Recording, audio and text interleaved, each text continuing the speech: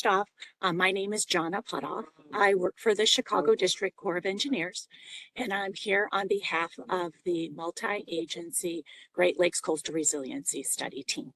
And we thank you so much for joining in on the call. This is our 14th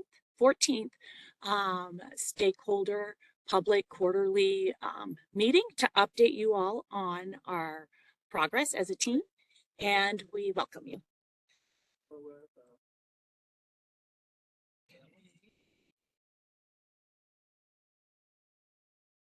So our agenda, we're going to do an overview and study purpose. We're going to give you a quick summary of our expert panel and that review process. Each technical team will provide an update, and we will also talk about the USGS's coastal change likelihood and the progress that they've made on that deliverable and the project website. So first off, this study has been funded by GLRI, and we're very thankful for their funding. And the study purpose is outlined here.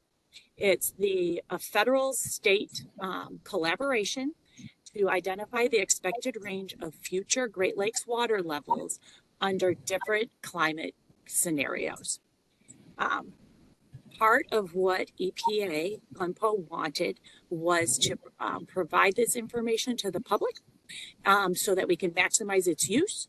And so we are doing that through the posting of the results online on publicly accessible geo portals and databases, as well as providing planning and design checklists on the proper ways to plan and design coastal projects. This is an overview, a summary basically of our workflow.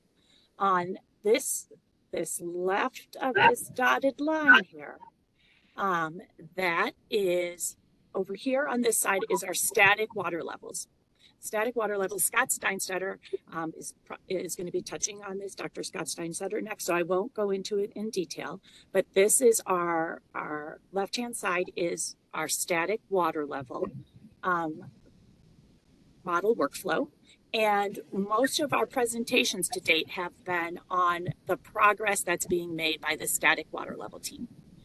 On this other side over here, this is our wave and surge analysis. And so we are taking the range of water levels generated on this side to then use as the initial water levels, using then also historic storm events on top to get a total water level analysis.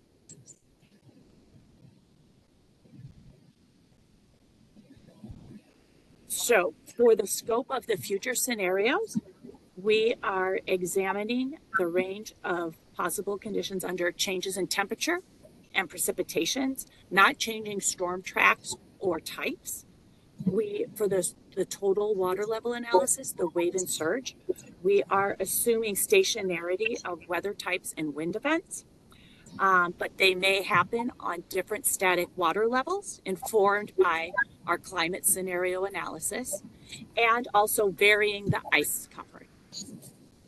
And the reason for that is that there's no clear scientific consensus on how storm tracks and types may change in the Great Lakes region. The panels. So over the last, since May of this year, our team has been coordinating with an expert panel on the static water analysis. And the purpose of the review panel is to ensure that we have binational perspectives adequately addressed in the results, and that our results and the methods are sound and described appropriately in our methodology documents. Here were the charge questions that were delivered to the expert panel.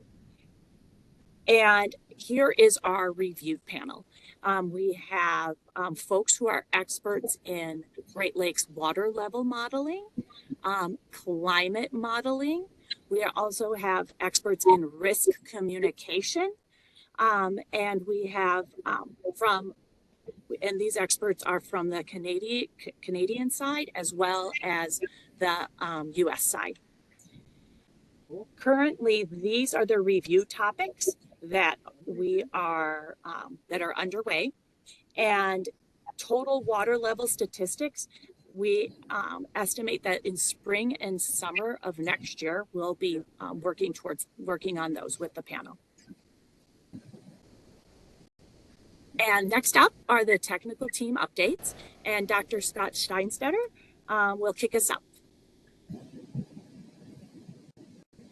Thanks, Jana. Yeah, hi, everybody. My name is Scott Steinschneider. I'm an associate professor here at Cornell and has been leading the climate projection side of this project to drive the static water level modeling.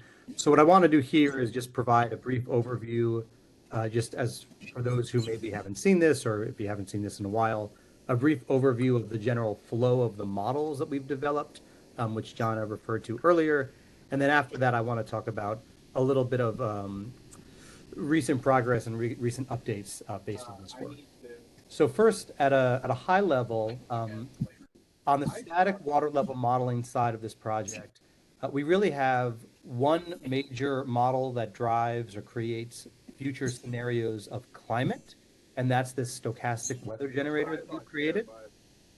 And then the scenarios of climate that are generated from that model then get input into several different models that sort of are downstream, which model the water supplies entering the Great Lakes. And so that includes a runoff model. So that would be the blue box on the left over there, which takes in the time series of climate and converts them to river runoff entering the lakes. We get overlake precipitation directly from the weather generator. And then there's a separate model, the LLTM, or the Large Lake Thermodynamic Model, that is used to convert those climate time series from the weather generator into estimates of off-lake evaporation as well as ice on the lakes. So those three models together convert the climate into all of the different water balance components that drive supplies into the lakes, or the net supplies. Those are eventually routed to a routing and regulation model of the lakes. That's that blue box on the bottom there. And that's taking into account regulation effects on the Great Lakes and how water moves from one upstream lake down to the next. And eventually, at the end of all this, we get sort of distributions of static lake levels. And so this whole modeling chain, which begins with the weather generator, what we can do with that weather generator is create many different scenarios of future climate, propagate it all the way down through all of those models, and eventually get a distribution for static lake levels. I do notice that there is a little bit of background noise. I'm wondering if folks could mute that. That could be helpful. Thank you. Okay, so at a high level, that's sort of the workflow, and I'm going to be talking a little bit about how we're trying to finish off the work for the stochastic weather generator. So, John, if you can go to the next slide.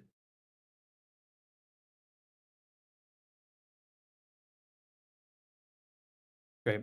I'm gonna skip this one because this is a duplicate of the previous one. It's the exact same content. So can go with this one.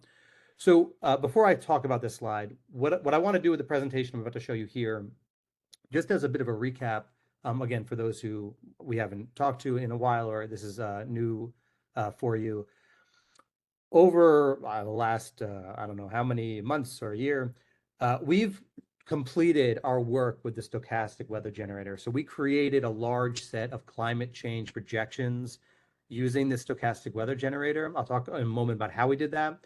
And what I actually want to focus on in this presentation is that whole process went through the expert review panel. We got really useful feedback for them. One particular point that came out of all that that required us to go back and look at some of the climate scenarios we generated. Excuse me. So that's going to be the focus of the presentation here, which will eventually end up closing out the work primarily for the stochastic weather generator component. So in terms of what we did, and then I'll get to the expert panel's feedback, what we did was we looked at a large ensemble of climate change projections from the most recent set of CMIP6 GCM projections under different emission scenarios. I'm not going to point and talk about the individual plots being shown on this slide, but what they're showing is the outcomes of a variety of analyses we did on this large ensemble of CMIP6 GCM projections of how climate is going to change over the Great Lakes over the next several decades. And we looked at things like how is average precipitation and average temperature going to change on an annual basis? How is the monthly distribution of those things going to change going into the future? How are extreme precipitation events going to intensify out into the future? So we looked at several different characteristics of change in both temperature and in precipitation. You can go forward one slide. Based on that analysis of these physically based GCM projections, what we did is we tried to sort of synthesize a relatively large set of scenarios, of climate scenarios, that we would then create long traces of climate for across the entire Great Lakes Basin that then could be used to drive all of those other models I had talked about before, the runoff and the evaporation model and the routing model, to eventually lead to water level distributions on the Great Lakes. So based on analysis of all of those CMIP6 projections, what we generally found, if you go to the end of the 21st century and you look at all of the emission scenarios, the basic range of projected changes we saw spanned a few different variables and a few different ranges. So I'll go through each of them in turn. And I'll start on the x-axis being shown on this plot. These are different changes in mean annual precipitation. So just on average increases in the amount of precipitation falling over the year or decreases. And when we looked at the spread in the GCMs, what we found was that the majority of them showed an increase in precipitation, some upwards up to about 20% above historical averages. And there was only a few that showed a decline, and they only got to like less than 5% of historical averages. So that was sort of the range of change that we saw. And we saw that those increases or changes in precipitation, they generally intensified as temperatures rose. And in particular, when we looked at the temperature changes, we saw initially changes in both daily minimum temperatures and daily maximum temperatures, ranging from around 1 + 1 degrees Celsius for near-term climate changes, all the way up to +8 degrees Celsius for the daily maximum temperatures. In addition to that, we saw some increases in the intensification of extreme precipitation. So the biggest daily precipitation events generally are getting more intense as things warm up. And then finally, we saw some significant seasonal changes, particularly in precipitation. So we synthesized all that and we created a set of scenarios that represent different combinations of all of those changes. And the goal here was to try to create a pretty comprehensive set of scenarios so that we could really see how water level distributions across all the Great Lakes could potentially change under a variety of different combinations of these temperature and precipitation changes at annual, seasonal, and even daily scales. So we had created those climate scenarios. We passed them off forward to the other modeling teams in our group. But now I want to talk about the feedback that we got from the expert panel, which was sort of a funny thing. They sort of found, one particular panelist found a discrepancy in one plot, and when we dug into it, ultimately what we found sort of through that process is we had made a coding error when trying to come up with changes in daily minimum temperature. So everything else was fine, but we did find that in the initial set of projections we produced, we had underestimated the change or the increase in daily minimums. So John, if you can just click forward once. And one more time. So when we went back and sort of relooked at the data and fixed what was ultimately pretty much a small typo in the code, what we found was that instead of T-min increasing at a slower pace than T-max over the Great Lakes, they really increased at about the same rate. And by the end of the 21st century and the highest emission scenarios, in fact, T-min increased a little bit faster than T-max. So the most recent thing that we've been doing in our group on the team has been trying to resolve how to deal with this problem. And specifically, what we were trying to first understand is what are the consequences of this error in the projections we created, and specifically the downstream modeling of runoff and evaporation. Um, and then what should we do about it? So that was primarily what we've been focused on. So the first thing we wanted to look at are the consequences. Sort of what are the consequences of having an incorrect increase in T min? And there's two potential outcomes here. One is that because we got the increase in T min wrong, if some of our models, like the evaporation model or the runoff model, use daily T maximum and daily minimum temperatures differently in the processes within the models, that could lead to incorrect outcomes of evaporation or runoff being produced by those models. So that was the worst case outcome of this error.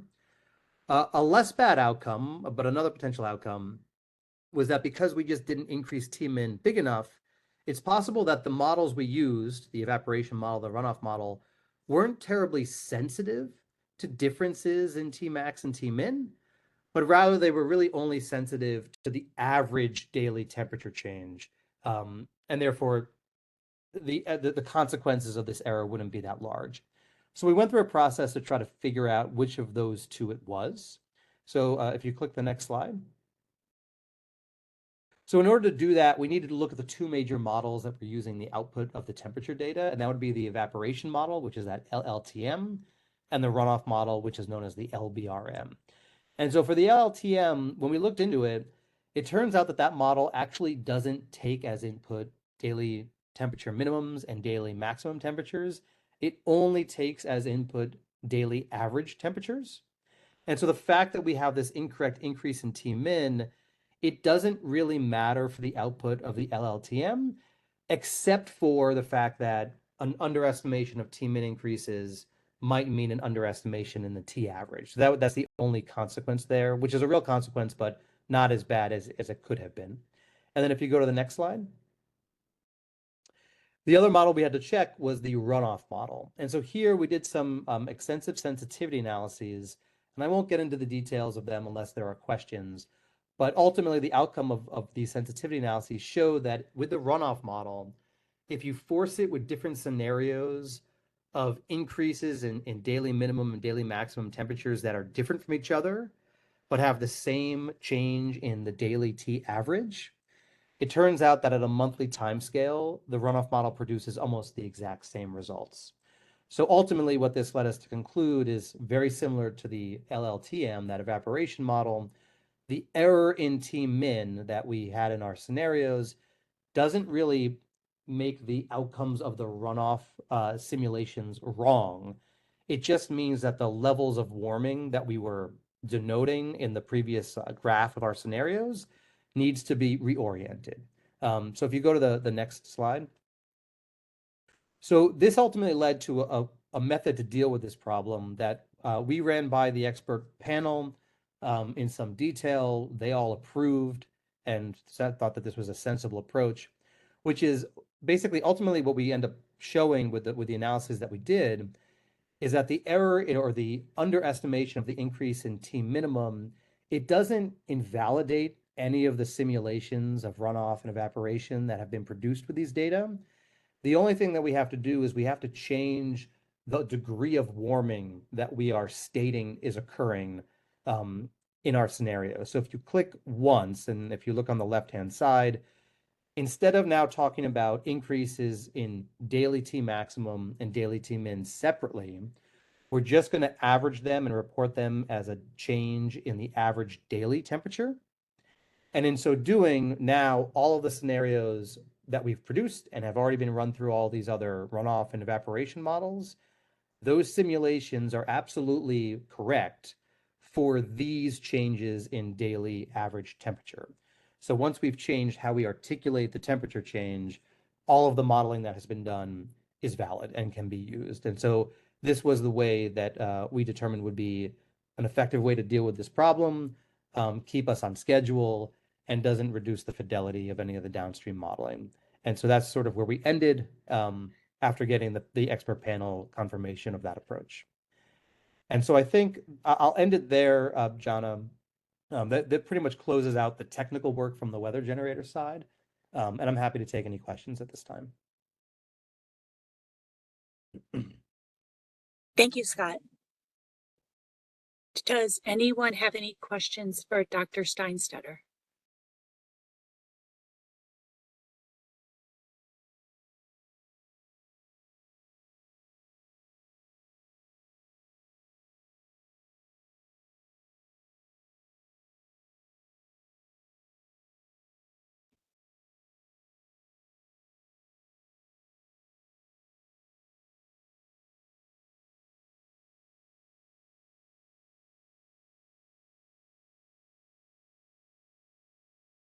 Okay.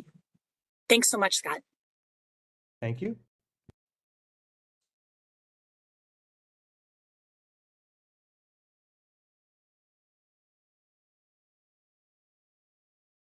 And up next, we have Dr. Lauren Fry from NOAA to talk about water level modeling.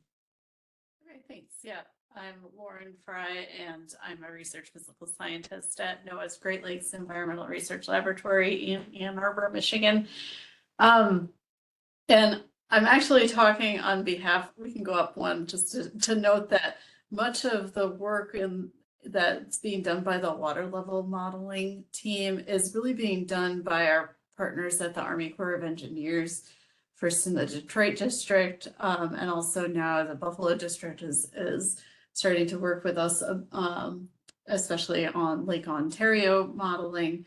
We've had input in terms of comparing out, like looking at some of our outputs from Sudarshana, who is also on the weather generator team.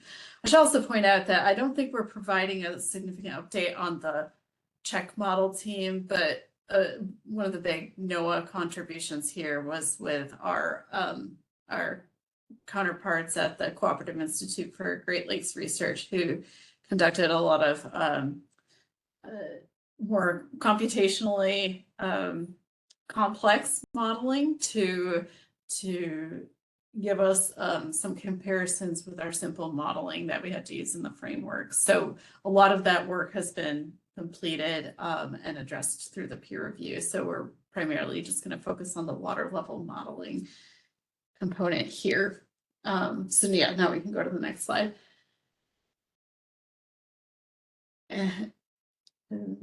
Slide. Yep, there. Okay. So I don't actually have a huge update, which isn't to say that we haven't been working very hard on this, but it's to say that we still have some important work to do before we feel that we can really share some results that we feel good about. In terms of completed work, we've, from the start, we developed and tested a workflow for both the Upper Lakes and Lake Ontario.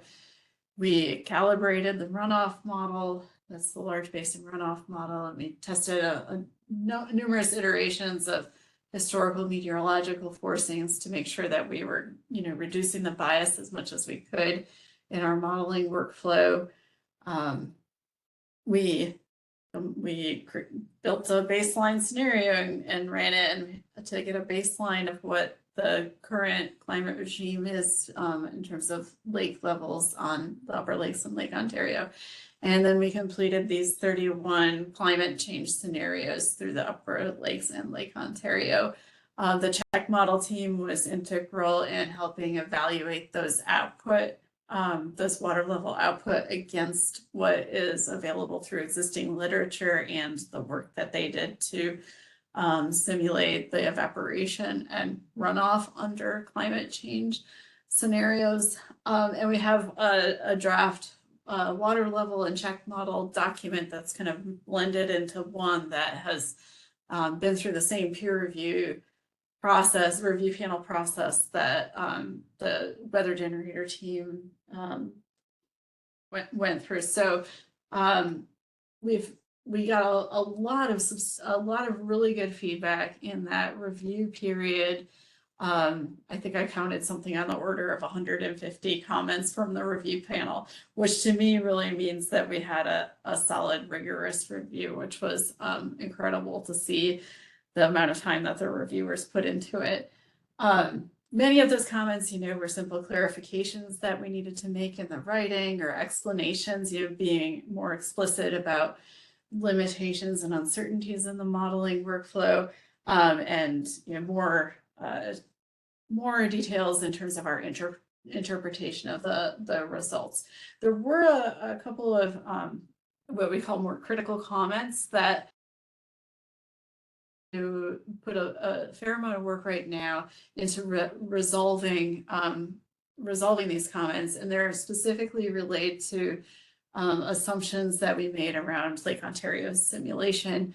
And so this is resulting in our project team putting a lot of extra effort into thinking about how we might be able to adjust our simulations of Lake Ontario. And this is why at this point we don't have results that we want to be sharing with folks until we have gone through that process of addressing those critical comments, because we feel there could be some significant changes in the results that we see.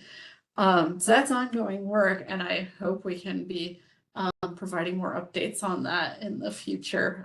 And that's work that's going to be done with our water level modeling team with the Detroit district and the Buffalo district of the Army Corps. And I think that's all I have for today, right, Donna? Yes. Does anyone have a question for Dr. Fry?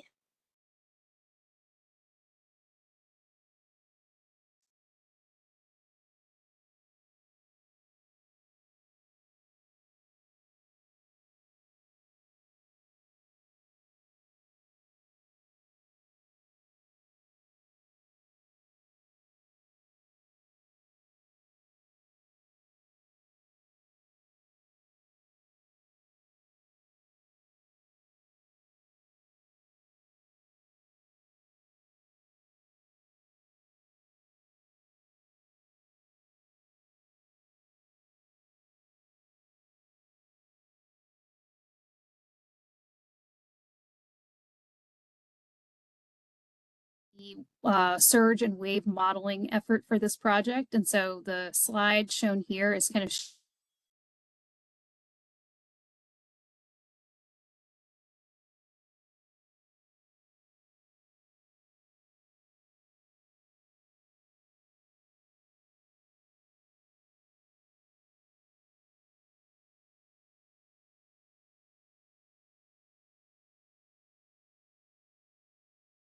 those storms for each lake with new models that have been developed specifically for this project for each lake.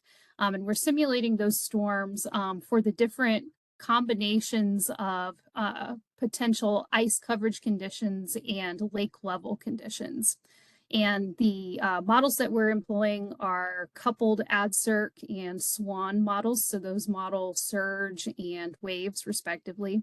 And when we get all of the results from these simulations, we will then pass the information over to our statistics team, and they will create statistical distributions of the future wave and surge conditions for each of the different lake level and ice condition cases that we've been modeling.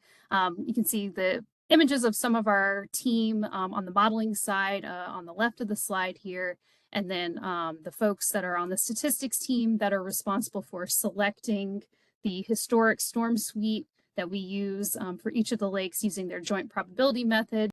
And they're also responsible for the kind of post-processing statistics that are conducted on the results in order to develop hazard curves and other relevant information based on the simulations. They will also be posting this information on the coastal hazard system in order to make it publicly available. Next slide, please.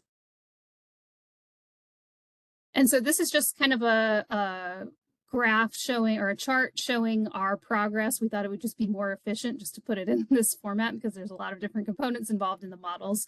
And so just going down the list here, it's kind of a summary of some of the things that we've conducted so far for each of our separate lake models. So we've developed separate models for Lake Ontario and Superior.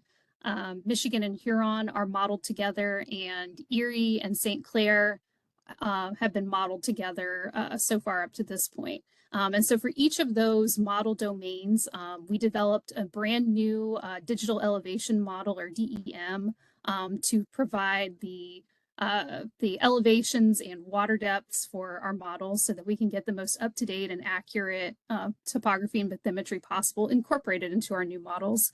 We also went about identifying sets of what we call save points. And these are located throughout the model domain and represent the locations at which statistics and results data will be made available and posted on the coastal hazard system for folks to use. And so we have approximately 20,000 save points identified for each of the lakes. And we made sure to try to get a coverage of point locations in areas that we thought people would be most interested in seeing these results made available. And we selected those save points as well, I believe with input from some of you all from the different state agencies and from the different state partners that we've been working with. The storm selection, again, as I said, the statistics team conducts a joint probability method to select from the historical storms that represent significant weather events on each of the lakes. And we've developed a storm suite of approximately 180 storms for each of the lakes to model for the different lake level and ice conditions. As we developed our models, we went through a series of validation tests, usually ranging from about 8 to 10 storms per lake that we modeled, comparing the historical observed data with the data being output by our model. And we developed detailed validation reports that kind of detailed our process and our results. And that each of those reports were subjected to an internal Army Corps agency technical review where we had subject matter experts for each of the models reviewing our work. And then we were allowed to give responses to their feedback and then close out the review. And so that all of the steps that I've talked about already, those are steps that have been completed for each of the lakes up to this point. So kind of the next step in the process is to kind of finalize the AdCirc and SWAN model setup based on the feedback from the reviewers. We've completed that process for Lake Ontario, Lake Superior, and Lakes Michigan and Huron. And we are underway in the process of finalizing our model setup for Erie and St. Clair based on some of the feedback that we've received from our reviewers. And then after the model setup is finalized, then we run what we're calling our baseline model runs. And so these are running the historic storms in our historic storm suites under historical conditions to kind of just serve as the baseline by which the future model scenarios are kind of compared to. And so we've completed those baseline model runs for Lake Ontario, Lake Superior, and for Lakes Michigan and Huron. And so we have not yet started that for Lake Erie and St. Clair since we're still finalizing our model setup. And then the final step is our set of different climate scenario model runs. And so this is a set of 13 different combinations of different lake levels and ice conditions that were developed by the other teams that we already heard from this afternoon. And we are currently underway in modeling those future scenarios for Lake Superior, as well as Lakes Michigan and Lake Huron. We have not yet begun for Erie and St. Clair, again, because we're still finalizing the model setup for that. And we have not begun the future simulations for Lake Ontario based on some of the feedback, as Lauren mentioned, from the expert panel review. We're still kind of waiting to see how that shapes out in terms of if the lake levels might be changing based on the analysis that team is conducting. So we're kind of focusing on the simulations that we currently have certainty about in the other lakes. But we should be beginning the Ontario future scenarios as soon as we get that information confirmed. And so, very happy with the progress that we've been making. This is a lot of different simulations that are being running, a lot of information to keep track of. And we look forward to giving you guys a update next time, hopefully with a few more of those things complete. And yeah, I guess that's really all that I have. Thanks so much, Margaret. Does anyone have a question for Margaret?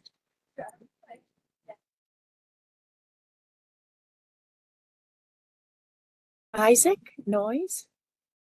Yeah, thanks. Can you hear me? Yes. Mhm. Hi, this is Isaac from Ontario, Ministry of Natural Resources. I just had a quick question for my own understanding. I'm sorry, I think you might have answered it, but you mentioned that there's a suite of approximately 180 storms you have for these historical storms that you're modeling from around the lakes. And are being modeled, each of these 180 storms being modeled on every lake, even if was centered on a specific set of lakes, like you're applying those 180 models to every lake? So there is a separate suite that has been developed for each lake. So 180 storms for Ontario, 180 different storms focused on Superior, Oh, I see. 180 separate storms for Michigan, and then another set for that's based on Huron, although there's some overlap between those two, obviously, because the lakes are connected. And then same thing for Erie and St. Clair. I think the St. Clair suite is pretty small compared to the amount of ones that were chosen for Erie. I think the majority of the ones in the 180 set of storms are Erie based, but we do have some Lake St. Clair ones in there. All right, thank you. Thank you. Isaac.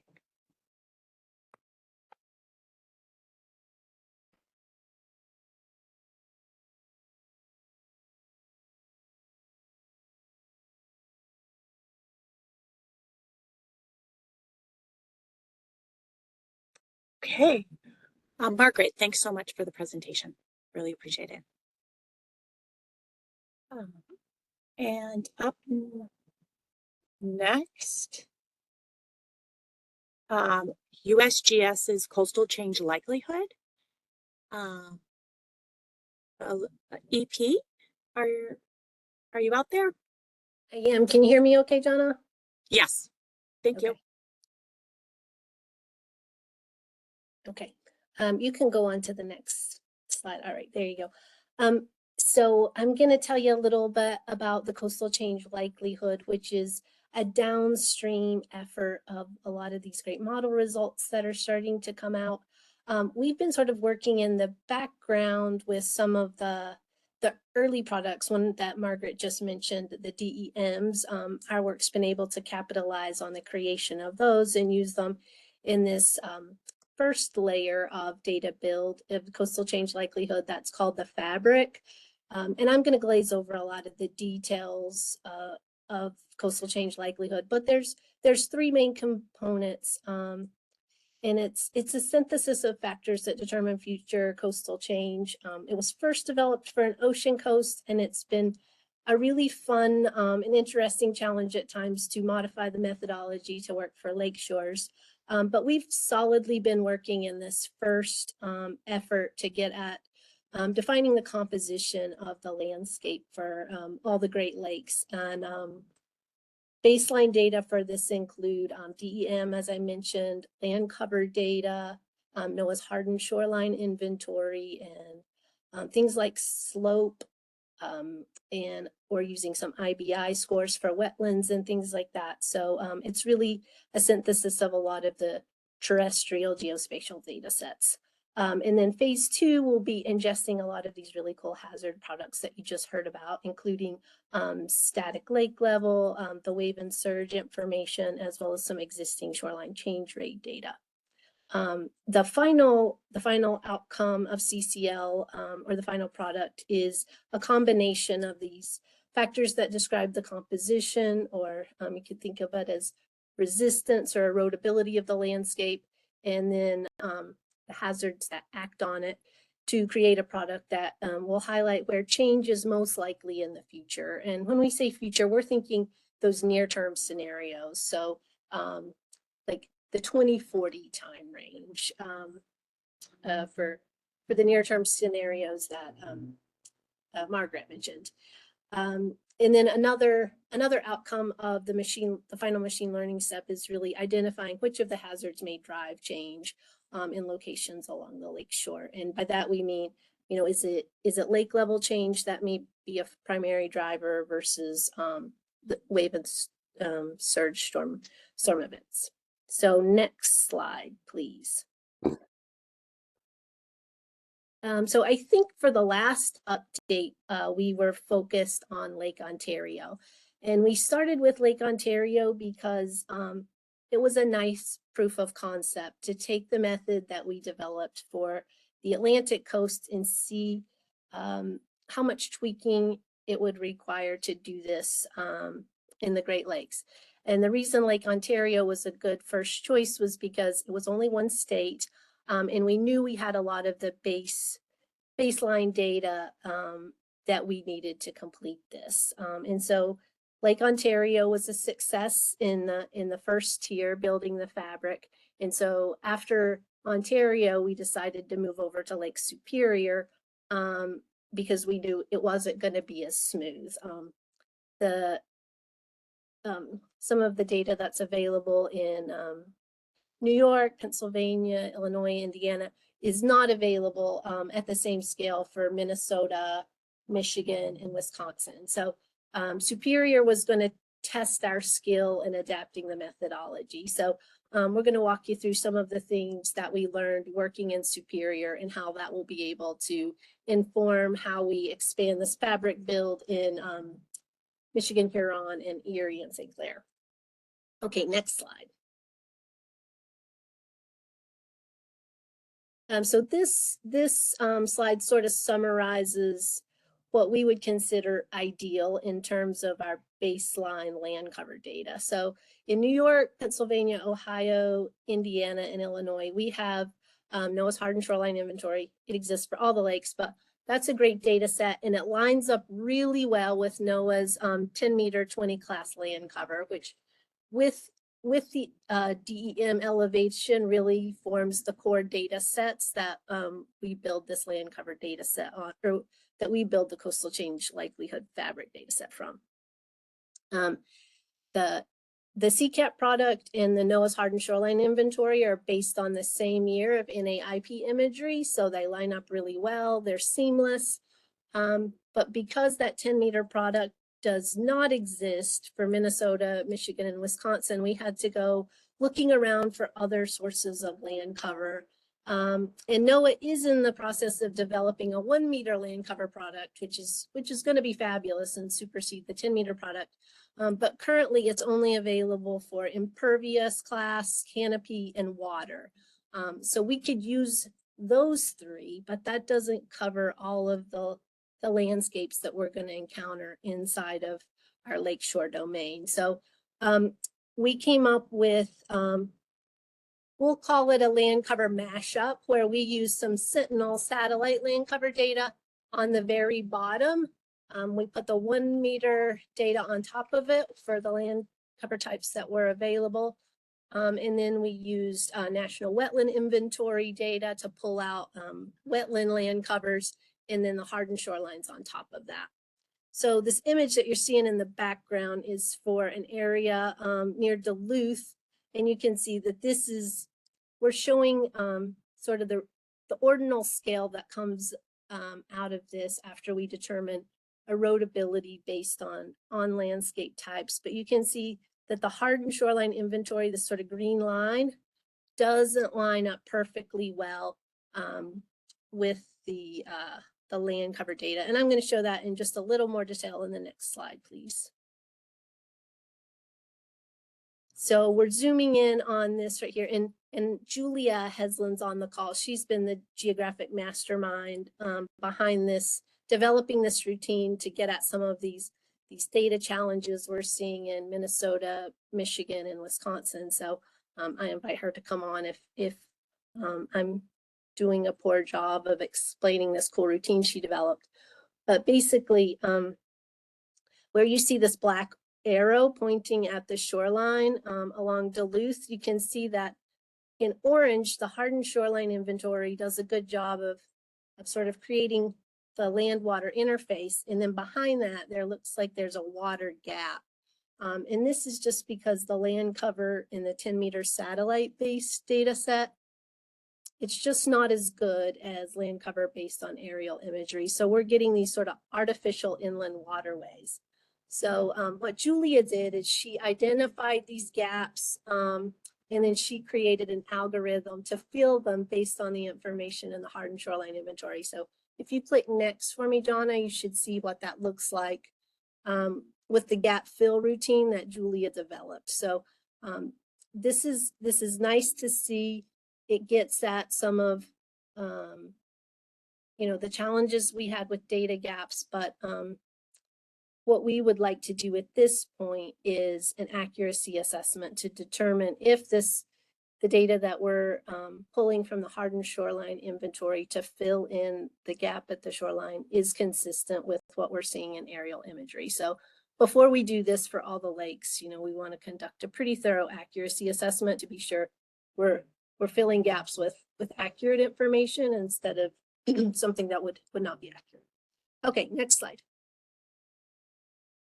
So just summarizing up where we are in the development of CCL. Again, we've been really focused in that phase 1, which is developing the workflow for the fabric and meeting some of those state by state data challenges. We'll be moving into Michigan, Huron, Erie, and St. Clair to start, further process some of that inland water gap routine, and then we will conduct an accuracy assessment to see how good that is, because we want a seamless product that doesn't have a lot of holes due to like poor data quality, but we don't want the gaps to be filled with erroneous information. So ideally the 1 meter NOAA land cover products would be coming out before these deliverables are due, but I don't think that will be the case. So we're moving forward with the available data we have for now. And as the hazard products come out, static water level, waves, and surge information, we'll start building phase 2, which is really combining the hazards that are impacting the landscape. And then the final step is putting all of that information together and producing those geospatially explicit seamless assessments of expected lake level change. And this final step is really pretty computationally quick after the 2 big data builds are complete. So that's the update on our end. I'd be happy to answer any questions.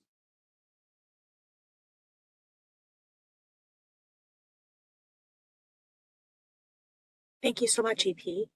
Yeah. Any questions for EP?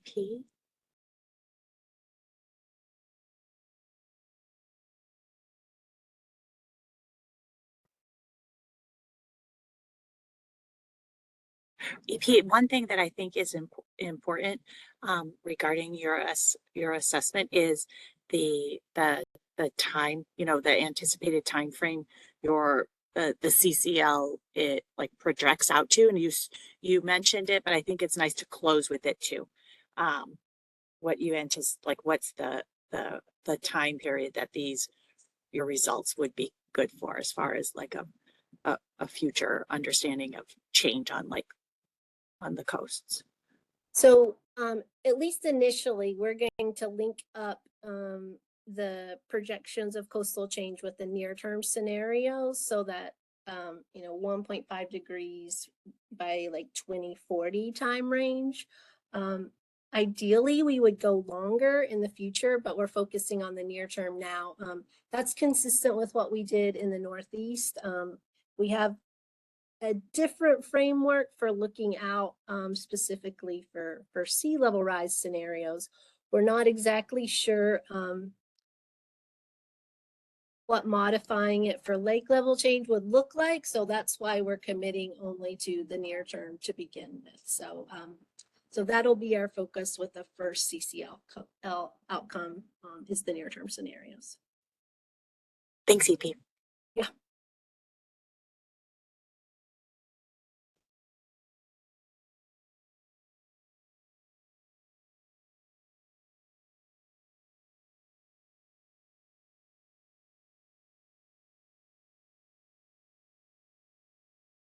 Okay, we'll move on to the next thing, our project website. We're very excited to share with you an update on our project website. And my colleague, Kara Patello, will be, oh, oops.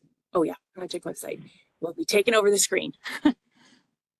All right, so hi everyone. I just put the link in the chat to the website. So this is the website that we have been developing right now. There's not much to it, but this is eventually where we're going to be sharing the static water level viewer, and that will be a function that will allow people to come to this website and select the different scenarios and look at the static water level line graphs and compare different scenarios. But right now, if you click on the link in the chat, it should take you to this homepage, and it just provides some background information about the study, so an overview, some information about Great Lakes water levels with a link to learn more. We have some information about climate change in the Great Lakes, and again, a link to learn more about that. It talks about uncertainty of future climate conditions and then planning for that uncertain future. So this is just some background information. And then up at the top, you can click on About the GLRI Framework, and it will take you to this next page that, again, just some more information about the objective of the study, the funding, the overview, who is on the team, and our point of contact, our project manager, Mike Padilla. And then lastly is the last function that we have right now, which is the meeting recording. So if you click on that tab at the top of the page, it'll take you here where you can view recordings of previous meetings all the way back to 2021. So you can scroll through here. There's a high-level agenda of what was discussed during that meeting. And then if you click on Open, it should pop up with a window that looks like this. Again, has a kind of a summary of what was talked about during the meeting, describes the date, and you can click here on this link to view the YouTube recording of that meeting. And then if you click on View, it should open you to a tab that will have the slides for that meeting or any additional handouts that were shared as part of that meeting. So that's what we have now, and hopefully for any new team members, you'll find this to be helpful to go back and review some of the recordings of some of the previous meetings that you might have missed. But again, this is where we're ultimately going to be sharing the static water levels in a static water level comparison feature, so we're excited about that. And if you have any questions, feel free to either reach out to me or, again, Mike Padilla, the project manager's contact information is on the website, or Jana as well. Thank you, Kara. Any questions for Kara?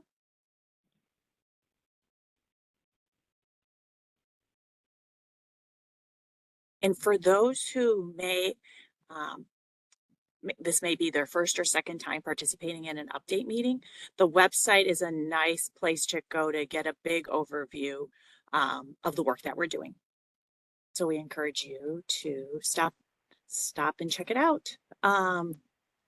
Okay, next up, we went to the project website, our schedule. So we are right here, Q4 2024, and as Dr. Scott Steinstetter mentioned, the climate weather generator runs have been complete, and so that work has been done and is complete. Our lake level and ice conditions, based on our anticipated schedule that we have right now, we anticipate that it might be up to a year to complete the runs, but then also to do the review, the expert review of the results, and to finalize the documentation. Our wave and surge, that will continue out until Q4 2025. Distribution of future total water levels, that's the statistics of taking the water levels with the wave and surge information of all those different scenarios and coming up with statistics for each wave and total water level statistics for each climate scenario. And then we're going to be completing some demo vulnerability assessments. Our scope, GLRI has funded 2 demo vulnerability assessments that we'll be coordinating with GLMPO. And those vulnerability assessments will be examples of how climate scenarios can be used to inform the siting, the design, and potentially adaptive management of coastal resources, the 2 that are selected. Then we have a littoral transport. We've shared with you the web platform. We'll continue to develop that for the static water levels, but then also that total water level site will also be developed. We have ongoing been having an expert review of all of our deliverables to ensure that they our methodologies and our descriptions are sound. And then coastal change likelihood is anticipated about 1 year after the wave and surge analysis is complete, that analysis would be complete, and then also be available for use. Next up, oops, wait, something happened. Sorry. Okay, quarterly progress meeting. Our next one is in February. What is planned under the littoral transport component of the study? We will have our expert on our next stakeholder call. We'll share that. It's not a super detailed like 3D or 2D model. It's a high level analysis of littoral transport. The quarterly progress meeting next one is going to be in February. A revised meeting invite will be sent. The Corps has switched over from WebEx to a Teams platform. And so we will be sending, you currently have one on your calendars, but we'll be resending that out.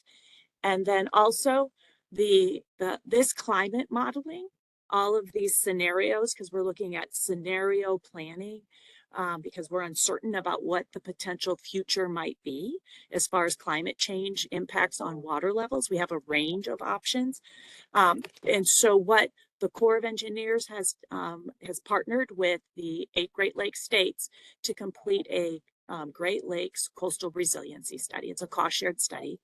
We're going to be ingesting the modeling results and to perform some high level GIS analysis and other work to help the Great Lakes communities inform their climate adaptation along the Great Lakes. We encourage you to visit the website and also subscribe for updates. This project will also have a public update component where we've hosted and will continue to host public meetings. So we encourage you to subscribe. Thanks so much for your participation. We really appreciate your participation and following along with us, and want to close with a thank you to GLRI for funding this water level modeling effort for the Great Lakes. Thanks so much and have a lovely rest of your day. Thank you.